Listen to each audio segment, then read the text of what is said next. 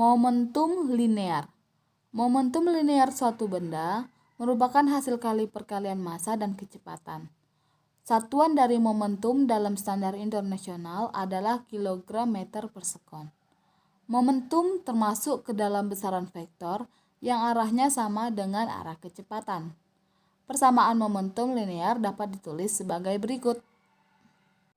Perubahan yang terjadi dengan kecepatan dalam momentum membutuhkan gaya total yang besar, sedangkan perubahan momentum secara perlahan memerlukan gaya total yang lebih kecil.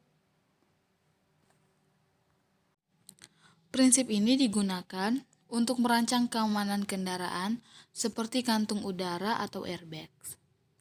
Pengemudi kendaraan yang melaju dengan cepat mempunyai momentum yang besar. Jika mobil tiba-tiba berhenti karena menabrak sesuatu, momentum pengemudi menjadi 0. Hubungan momentum dengan gaya. Hubungan momentum dengan gaya dikemukakan oleh Isaac Newton dalam karyanya Principia, yang berbunyi, perubahan momentum benda tiap satuan waktu sebanding dengan gaya resultan yang bekerja pada benda dan berarah sama dengan gaya tersebut. Kekekalan momentum.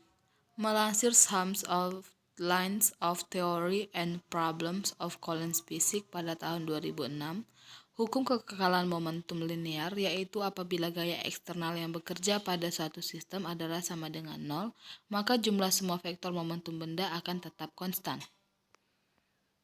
Secara teori, tumbukan atau lentingan bisa dikatakan juga sebagai pantulan. Hal tersebut dikarenakan sebuah benda yang bergerak mengenai benda lain yang diam ataupun bergerak. Masing-masing hasil dari tumbukan memiliki dua karakter yang berbeda. Ada yang sempurna dan tidak sempurna atau acak, dan ada juga yang sebagian saja.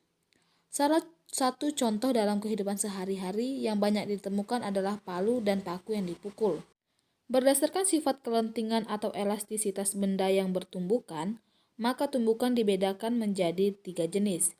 Yang pertama, tumbukan lenting sempurna. Tumbukan lenting sempurna merupakan tumbukan yang energi kinetiknya kekal, di mana pada tumbukan lenting sempurna ini, energi kinetik total antara dua benda sebelum dan setelah tumbukan adalah sama. Dengan kata lain, pada tumbukan lenting sempurna akan berlaku hukum kekekalan momentum dan hukum kekekalan energi.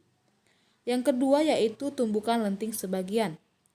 Tumbukan lenting sebagian adalah tumbukan antara dua benda yang jumlah energi kinetiknya sesudah terjadi tumbukan lebih kecil dibandingkan dengan jumlah energi kinetik sebelum terjadi tumbukan.